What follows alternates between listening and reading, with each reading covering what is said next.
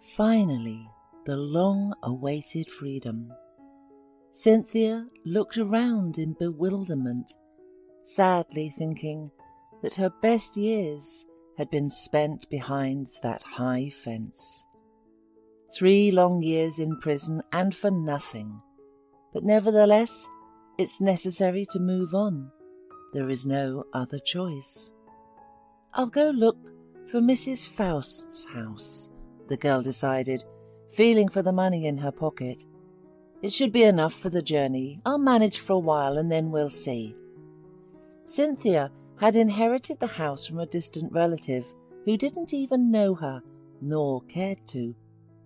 Because of this inheritance, when she was an orphan, the state didn't give her any housing, citing the fact that she had this tiny house of 5 by 7 meters in a remote village. "Well, if this is my inheritance, then I'll be a homeowner," Cynthia bitterly reflected. Back then, after leaving the orphanage, she decided to stay in the city, hoping to find a good job and meet a beloved man. Unfortunately, it didn't work out. She was very young then and believed that she would definitely be lucky. Something good had to happen in her life. Cynthia naively believed that all the bad things were behind her. When she was a child, her mother and stepfather drank and mistreated her, sending her out into the cold or locking her up in the house for days and disappearing. Little Cynthia learned to survive by begging for food from neighbours. On the day her mother died, after another drinking spree, and her cold body was buried, her stepfather finally kicked her out of the house. It probably saved Cynthia's life, as no one knows what could have happened to her if she had been left alone with that despicable man. That's how she ended up in the orphanage, and although she was treated better here than in her own family, Cynthia never got used to the fact that her whole life was scheduled.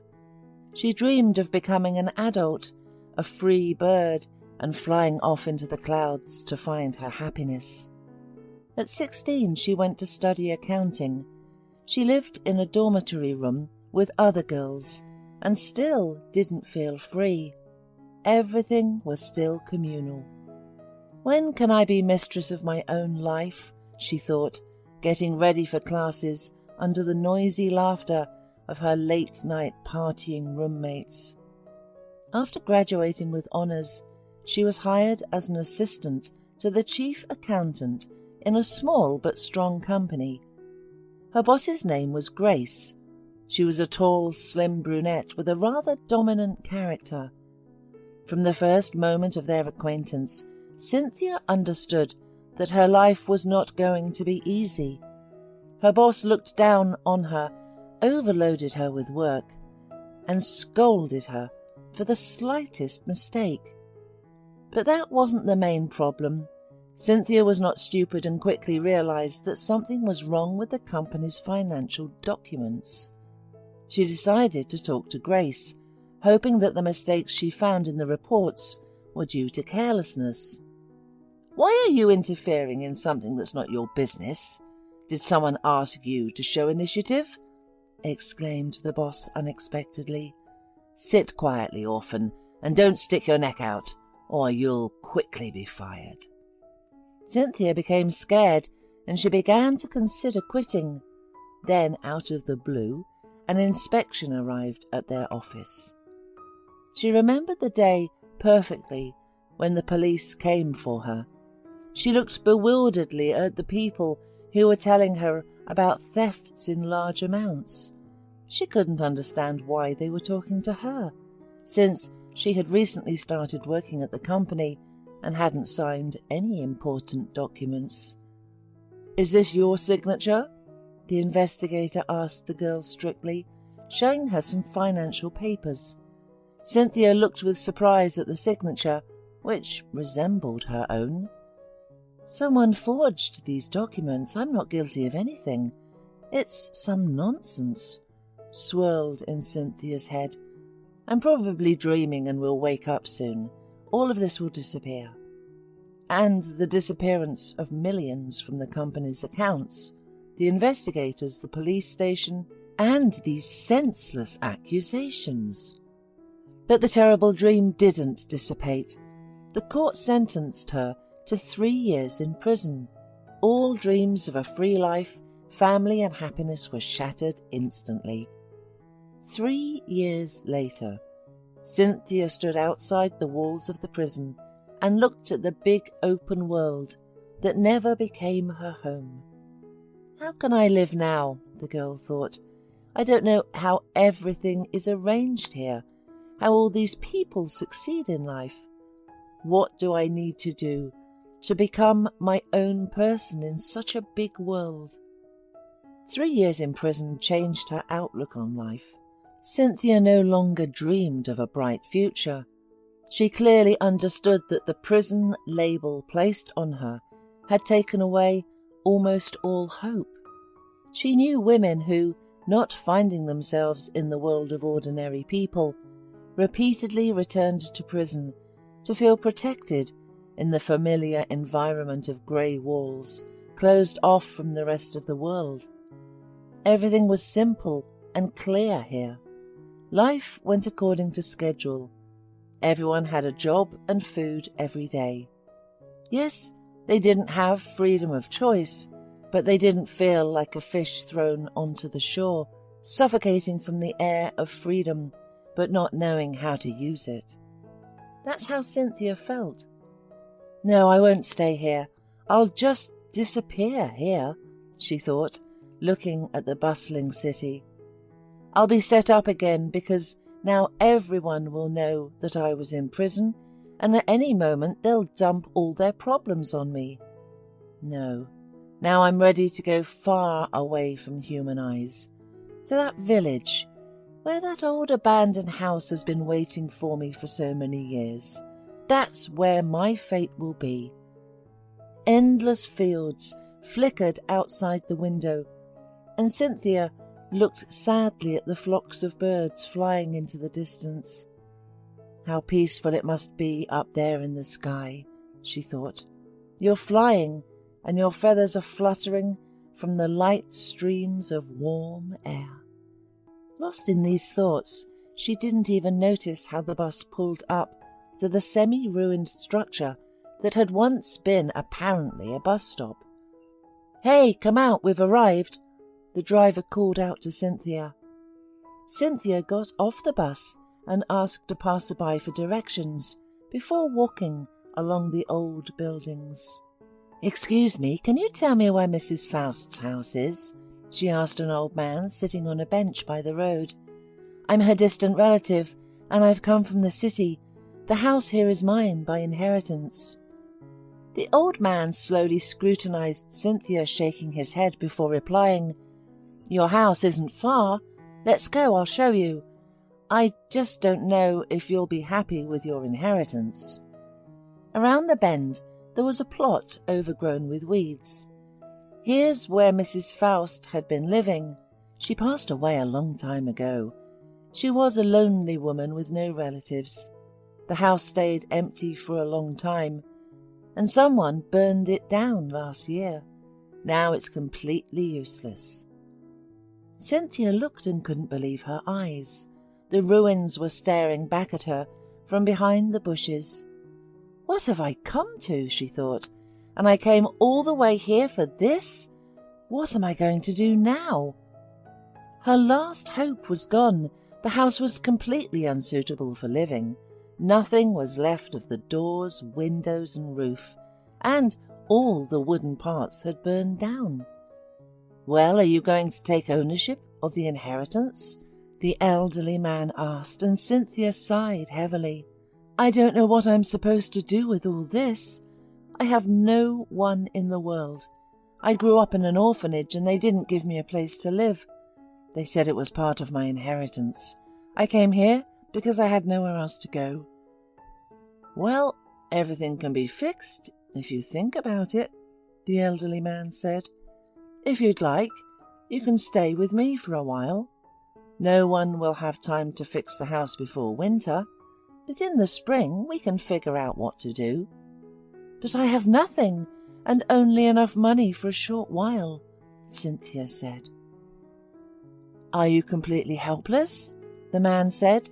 "We'll find you a job. Let's go to mine, get to know each other. I'll treat you to some tea, at least," he suggested, and Cynthia couldn't hold back her tears. "What's wrong?" The elderly man was a little taken aback. "Everything will slowly get better. What's your name?" "Cynthia," she replied through her sobs. "And I'm Mr. MacPhail. So don't mind me being old. I'm still strong. I'm a carpenter, and I'll help you fix up your house. And now let's go get warm. I live nearby." Cynthia settled in with Mr. MacPhail and confided in him that she had been released from prison recently. To her surprise, the old man calmly accepted the news, saying, "Well, anything can happen.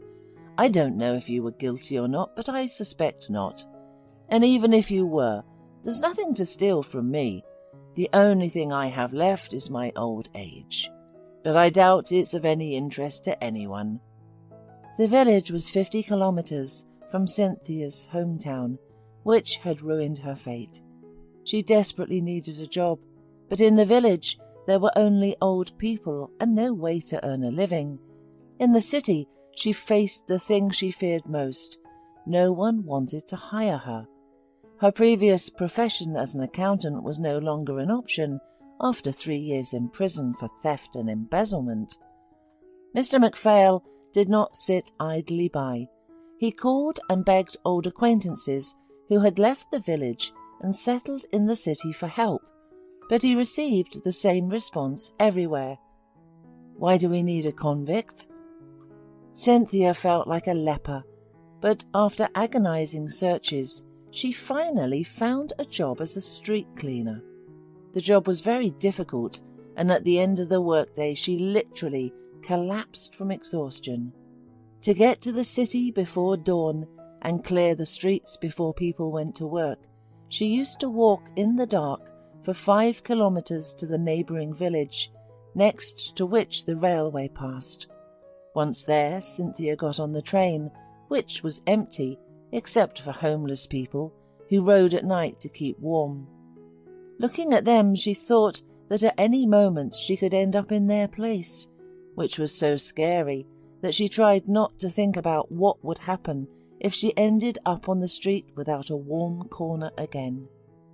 One morning in early February, Cynthia couldn't get out of bed. She had caught the flu, which had taken all her strength and confined her to bed. Following it came a severe pneumonia, which finally exhausted and almost destroyed the fragile woman. When Cynthia finally got back on her feet in early March, she found out that she got unemployed. "What will happen now?" she asked Mr. MacPhail. "Nothing. The main thing is that you've beaten the illness, because I was afraid I wouldn't be able to pull you through. We'll find you another job. After all that's happened, there's nothing left to be afraid of." Mr. MacPhail was right. Luck smiled on Cynthia when she least expected it. One of Mr. MacPhail's acquaintances, whom he had contacted since autumn, finally gave him an address. The employer is a wealthy man. He got married a year ago, but his wife has already fired 4 housekeepers. Now she is in Europe, curing her infertility, but she will return in 2 months. I wouldn't like to suggest this job to you, Mr. MacPhail, because the owner's wife will eat your relative and won't choke on her. But Nathan is a generous and good man. Maybe, while his wife is away, your relative can work for him. Mr. MacPhail informed everyone that Cynthia was his relative, and only honouring him did she get the job.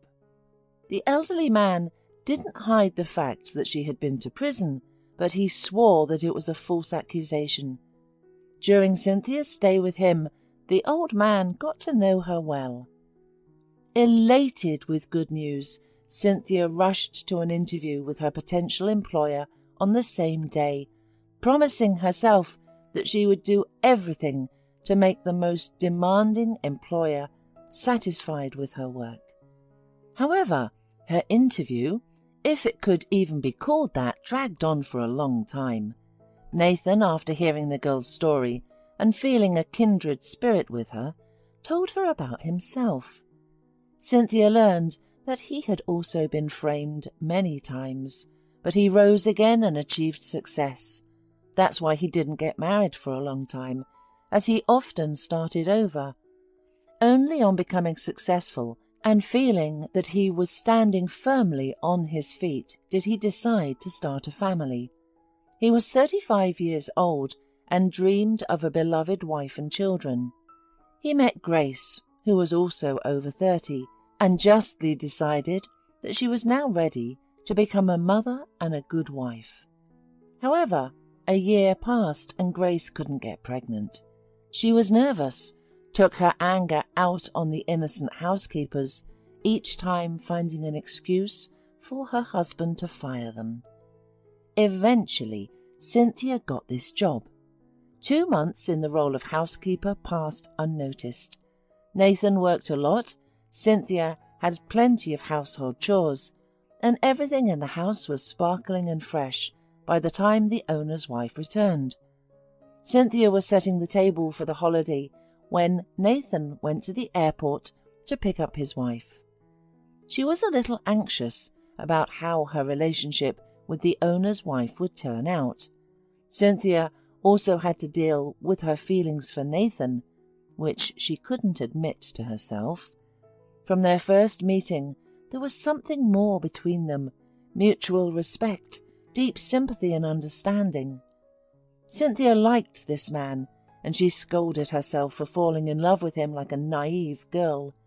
But he was married, and would never be her husband. It was very difficult to keep her love a secret. When the car arrived, Cynthia's heart was beating wildly. Who was Nathan's chosen one? And then they met. Grace had already prepared herself to drive away the new servant from the threshold and give her husband a hard time for arranging who knows what while she was undergoing unimaginable suffering in the clinic. Cynthia was determined to resist as much as possible, but they were both unprepared for such a meeting, although they recognized each other right away. How could Cynthia not recognize the one because of whom she became fragile? Unsettled life had been shattered. And how could Grace not recognize the girl she set up, coming clean and dry out of the muddy waters she herself had muddied? "Oh, we have a new housekeeper. Wonderful, dear. You can go home now. I'm terribly tired. Come back tomorrow, please, and I'll look at everything here in the morning and decide what to do next." Grace was a magnificent actress. She didn't even flinch, as if she had never seen Cynthia before. Cynthia, on the other hand, left the house in tears and went to Mr. MacPhail's. The old man was already busy on her plot, but seeing the girl, he dropped everything and went to meet her. After listening to her, he himself got confused. "But wait, don't be sad," he said after some thought. "Maybe she didn't recognize you at all." However, Grace did recognize her. She was afraid that Cynthia might tell her husband about it. It became increasingly difficult for her to deceive Nathan, telling him about her attempts to have a child for him. 6 months ago, she started an affair with her fitness trainer, and it was with him that she travelled around Europe. Not a day could pass without Grace seeking a moment with her passionate young macho. Nathan was too old, decent, and old-fashioned for her. She lived with him for money, and her husband didn't even suspect that his wife was taking special pills so as not to get pregnant. The next day, when Cynthia came to work, she was already mentally prepared to be fired. Nathan was at work, and no one could interfere with the conversation with Grace. But to her surprise, Grace understood perfectly the dire situation the girl found herself in, and she offered her a deal. Cynthia would stay to work in her house. Moreover, Grace would tell her husband that she was satisfied with her and considered it necessary to give her an increase. And Cynthia would not tell anyone what she knew about Grace and what role she played in her life. Besides, Cynthia could turn a blind eye to everything that would happen in the house in the future. There was no way out, and Cynthia agreed with all conditions. She needed to restore her old house at all costs. But Grace's words about turning a blind eye to what was happening alarmed Cynthia. She was literally afraid of Nathan, and soon Cynthia realized what was going on.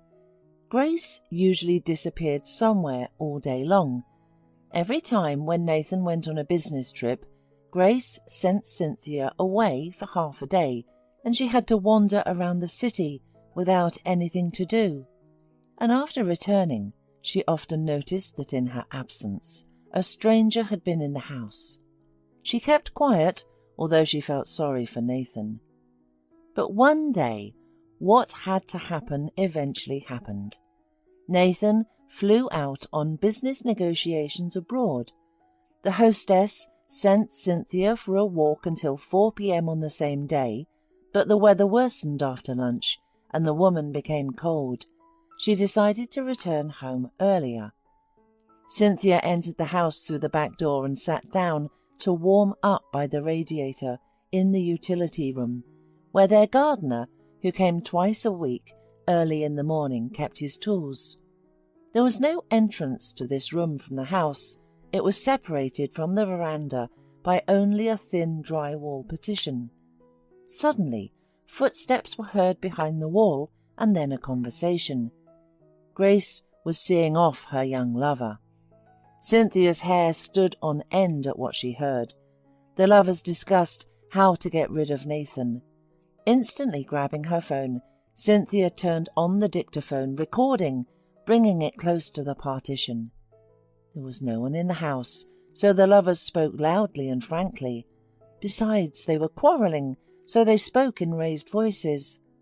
Grace reproached the guy for being slow, spoke about how tired she was of such a life, how she was disgusted by the very thought that she had to, albeit occasionally, sleep with her husband, how she was burning with passion, and she was so young at heart, and Nathan was so boring, and if her lover did not act, she would take matters into her own hands.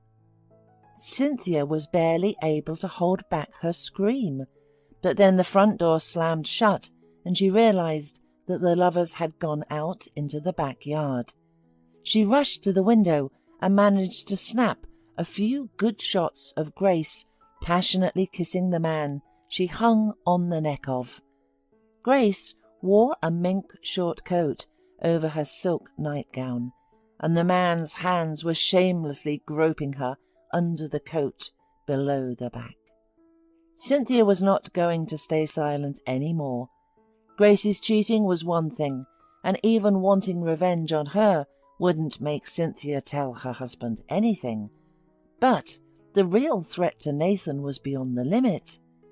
The next day, Cynthia decided to use another trick. She turned on her dictaphone and put her phone in her pocket before provoking Grace for a frank conversation about their past, pretending that she wanted compensation for the 3 years she spent in prison because of Grace. But Grace just laughed, saying that she was the rich of an influential person and that no one would listen to Cynthia, a beggar. You think they just turned a blind eye to a forged signature back then? I had an affair with a man with big connections.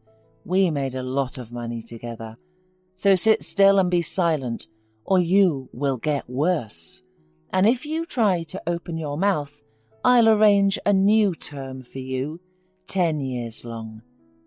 As soon as Nathan arrived, and Grace, barely kissing her husband, rushed off to another beauty procedure, Cynthia decided to speak with him. "I'm very sorry," she said, "but I need to show you something." She showed Nathan the photos and let him listen to her conversation with Grace, and then the conversation between his wife and her lover. The same day, everything was over for Grace. During the investigation, Nathan's lawyers raised Cynthia's case, and the handwriting expertise showed that her signatures on the document were forged. As a result, Grace received a solid sentence and a divorce from Nathan. It was not easy for him to go through all of this, and without Cynthia, it is unknown how it would have ended for him. But Cynthia was there. 6 months later they married. Mr. MacPhail was the father of the bride at the wedding. Yielding to the inconsistent requests of his named daughter, he soon moved in with the young couple in their big house. "It will soon be difficult for me to come to you, Mr. MacPhail," Cynthia explained. "We are expecting a baby with Nathan. And then the child must have a grandfather. The boys can't do without him. Who will teach him everything?" "Oh, you're a sly one." The elderly man wept with joy. "So you're waiting for a boy. But then it should be like this. The boy must be able to work with his hands because all these millions of yours are unreliable. Today you have them, tomorrow you don't, and a man's craft will always provide for him. Therefore, we'll go to the village with the boy in the summer. There's fresh air, a river, and your house needs to be finished." That was the deal, and every summer they spent in the countryside in the fresh air.